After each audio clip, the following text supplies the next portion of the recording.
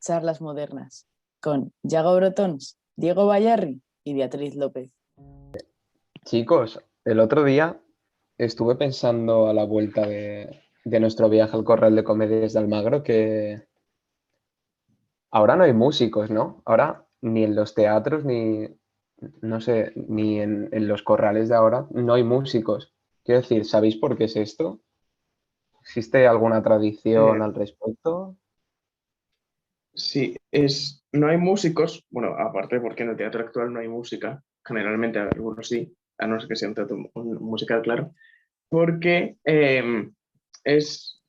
durante el siglo XVII, más o menos, finales del XVI, que se empieza, en Italia principalmente, que comienza a desarrollarse la ópera. Entonces, la ópera surge como una salida a la musicalización de estas comedias o obras de teatro que se representaban.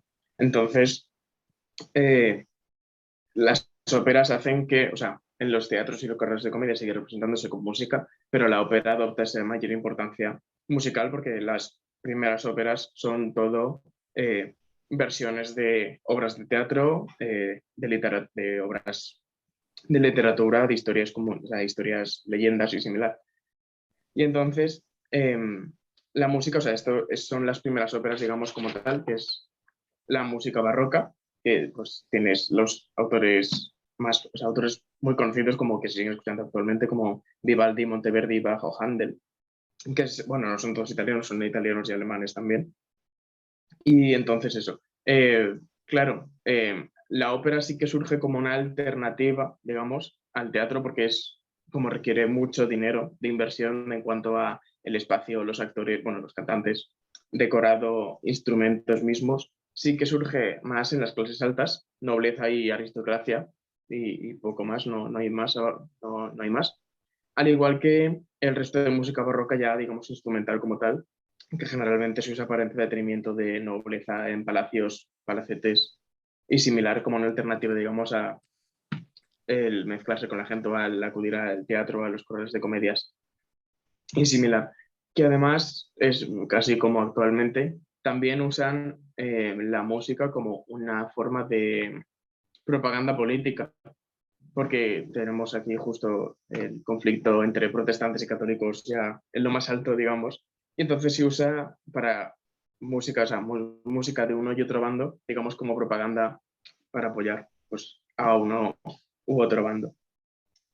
Pero también lo más curioso es que a la vez que se está desarrollando esta música, digamos, de altas cúpulas, hay una gran influencia aquí en España, o sea, aquí sobre todo en España, hay una gran extensión, digamos, de la música popular a nivel de calle, como digamos, como si fuésemos nosotros tres tocando música en la calle tranquilamente. Que además en los jóvenes básicamente cumple la misma función que ahora la música. Porque, bueno, primero tenemos que tener claro que durante la Edad Moderna y antiguamente la gente tenía un mucho mayor dominio de la música, la musicalidad, de tocar instrumentos y cantar, porque no tenían forma como nosotros de reproducirlos sin más que sus manos y sus habilidades. Y entonces, claro, entre las clases populares sí que estaba bastante extendido el instrumentos como la guitarra o la vihuela, que es como una guitarra pero con 12 cuerdas, porque eran muy baratos, muy fáciles de aprender a tocar y que se usaban como acompañamiento de cantos y demás. Pero lo gracioso es, bueno, lo más curioso es que eso, como ya he dicho antes, los usos de la música siguen siendo los mismos que ahora. Que podemos destacar tres diferentes. Por una parte, el entretenimiento como tal, tocar música para entretenerse, sin más. Y después ya dos finalidades mucho más profundas, que es, por una parte, la sátira, es decir, bueno, tenemos que, antes de la música se interpretaba en la calle, gente normal estaba muy relacionada con las horas nocturnas y de hecho es que era a veces muy molesto y en algunos sitios como en Tenerife me parece que es, hubo prohibiciones de no tocar música más allá de tu propio portal. Y claro, o sea, eso también hace pensar que había grandes, no fiestas, pero sí grandes movimientos musicales, si se puede llamar así, por la noche, generalmente de jóvenes, muchas veces estudiantes, universitarios. Sí. Como Sobre actualmente. esto, sí. ¿Sabes quiénes son muy pesados también? ¿Quién es? Los grupos de tunas de la universidad. El otro día estaba hablando sobre esto con un amigo y me dijo que surgieron en la Edad Media, pero que en la Edad Moderna probablemente también existían.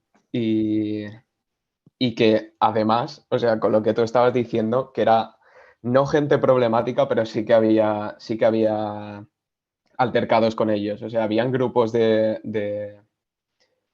chavales músicos que se pegaban entre sí, quiero decir. Igual no eran tunas, pero también eran No, igual de sí, sí. pesados, incluso más. Era, Eran era algo bastante unos... común. Sí, sí, sí, cuenta, cuenta, cuenta. Vale. No, que era algo bastante común las discusiones al respecto de entre grupos musicales, entre comillas. No, o sea, por diferentes motivos. Entonces, como venía diciendo, una función era la sátira, entonces pues tú ibas al balcón o al sitio donde vivía alguien con el que te querías meter, quedabas debajo de su ventana y te ponías a tocar y a insultarlo mientras cantabas, básicamente. Y es algo bastante curioso y sería gracioso Sí, de ver. es Entonces, algo como los mariachis de Foro Coches, ¿no? sí, Contratados exacto. para tocar, bueno, para tocar, dejemos en tocar. Sí. Entonces, claro, ayer hemos de suponer que la persona a la con la que se metían, pues no es que estuviese muy contenta, entonces también ya tenemos una parte, una de las fuentes de las discusiones y peleas surgidas.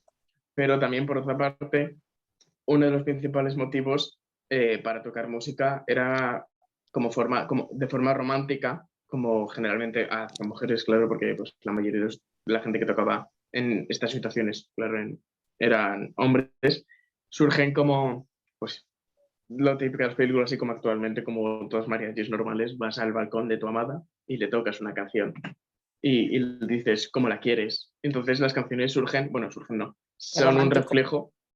Sí, qué romántico. Son un reflejo entonces las canciones de los sentimientos del músico en cuestión, del que lo está tocando y tal. Pero claro, aquí surgen otros problemas porque, por una parte, igual los padres o familiares de la amada tampoco que estén muy conformes con que tú vayas a cantarles. Y entonces también es otro motivo de conflicto o otros amantes de de la mujer en cuestión, de la chica en cuestión, también surjan, o sea, vayan a por ti como ahora, básicamente. Es decir, Vamos, la unos gente triángulos sube, amorosos y que tu padre no quiere que te cases con alguien. Sí, sí, es y después, claro, es, un poco el ideal de película estadounidense de amor, pero en mal, ¿sabes? Poco sí, telenovela. pero mal, Sí, sí. No, y eso, entonces es como quien ahora sube a Instagram una historia con música a modo de indirecta, sí. pues similar. Entonces, claro, es algo bastante curioso, es una actitud, digamos, algo bastante picaresca, y es bastante curioso ver que tampoco ha cambiado demasiado la cuestión ahora. Para algo picaresco ya tenemos la novela picaresca. Porque yo de música no sabré mucho, pero de literatura sí que te puedo contar un poquito. Eh, bueno, a ver, la novela picaresca sabes lo que es. Sí, la verdad. No, no tengo mucha idea. Es sobre lo que estabas leyendo el otro día en el coche, ¿no? Sí, Algo sí, así. exactamente. Estaba leyendo Lazarillo de Tormes. Eh, Ah, la novela picaresca es un género de prosa que es característico español y se centra en la figura de un pícaro al que le van sucediendo diversas cosas. Tiene un papel muy importante dentro de esta novela la tradición oral. O sea, los cuentos que se contaban hablando de padres a hijos, de nietos, así, tienen un papel muy importante porque lo que le sucede al personaje protagonista en muchas ocasiones es un cuento que se ha contado siempre por tradición oral, modificado y adaptado para que cuadre dentro de la historia que se quiere contar. Pero también es una cosa muy curiosa porque si tú te fijas, todos los libros de la novela picaresca siguen el mismo esquema compositivo, el mismo. Y este esquema es el de el cuento folclórico tradicional del héroe. O sea, el cuento típico de un hombre le pasa algo que le deprime, se va de casa. Entonces se encuentra a un señor que le dice, pues mira, si haces esto te va a ir todo bien. Y entonces empieza a hacer diferentes acciones y va haciendo cosas bien y al final acaba derrotando a un dragón o a un monstruo y casándose con la princesa. O sea, como en Hércules, ¿no? Sí, como en Hércules.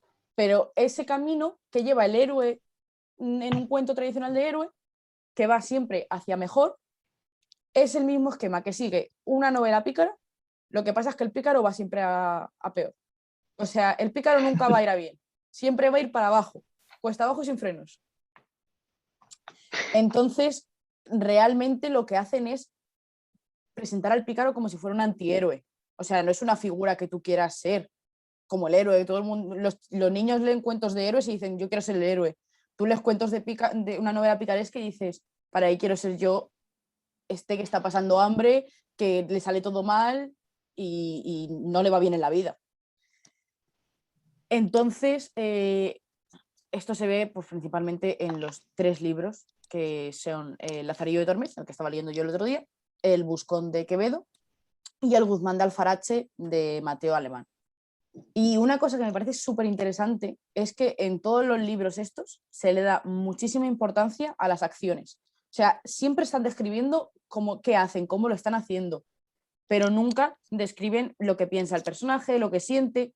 Y esto es una cosa que Mateo Alemán en El Guzmán de Alfarache lo introduce. O sea, le presta la misma importancia tanto a los sentimientos y los pensamientos que tiene el personaje como a las acciones que hace. Y esto es algo totalmente nuevo que no se había hecho antes en la novela picaresca hasta que lo introduzco Mateo Alfarache. Y yo creo que poco más, ¿sabes? O sea, era una especie de literatura hecha para la gente en un momento que su país estaba mal, yo qué sé, momentos duros. Quiero decir, al ver eso, tú te sientes mejor contigo mismo. Al ver que a esa persona le iba peor que a ti, que efectivamente, tú, o además, sea, no era todo tan malo como podía ser. además los escritores de la novela picaresca solían ser de capas sociales diferentes al personaje.